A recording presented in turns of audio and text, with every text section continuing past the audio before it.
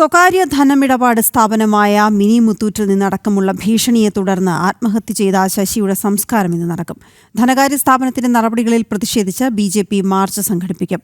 അതിനിടെ സംഭവവുമായി ബന്ധപ്പെട്ട കൂടുതൽ മൊഴികൾ ശേഖരിക്കാൻ ഒരുങ്ങുകയാണ് പോലീസ്. സുധീഷ് ഗോപാൽ ചേരുന്നുണ്ട്. സുധീഷ്, വിവരങ്ങൾ എന്താണ്?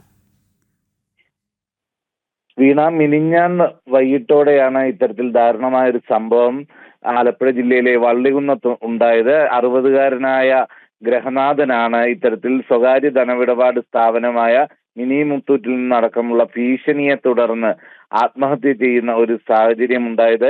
ഇത് കേവലം 694 രൂപയുടെ ഒരു അടവ്, ഈ എല്ലാ ആഴ്ചയുമാണ് ഇതിന്റെ അടവ്.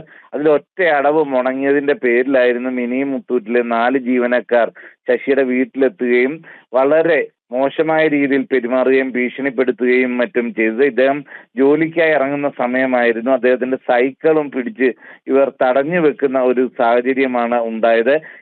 ഇത്തരത്തിലുള്ള ഈ സമീപനങ്ങൾ മനംനൊന്താണ് ശശി അതിനുശേഷം വീട്ടിലെ കിടപ്പുമുറിയിൽ തൂങ്ങി മരിക്കുന്ന ഒരു സാഹചര്യം ഉണ്ടായത്. ഇതുമായി ബന്ധപ്പെട്ട് പോലീസിന് ബന്ധുക്കൾ കൃത്യമായ മൊഴികൾ നൽകുകയും അതോടൊപ്പം തന്നെ ഈ മിനി മുത്തൂറ്റിലെ ജീവനക്കാരയച്ച ഭീഷണി സന്ദേശം അത് ശശിയുടെ മരണമറിഞ്ഞ് ഡിലീറ്റ് ചെയ്തിരുന്നു. അതിന്റെ രേഖകളടക്കം കൈമാറിയിരുന്നു. ഇന്ന് പോലീസ് സമീപവാസികളിൽ നിന്നുമൊക്കെ കൂടുതൽ മൊഴികൾ ശേഖരിക്കും എന്നതാണ്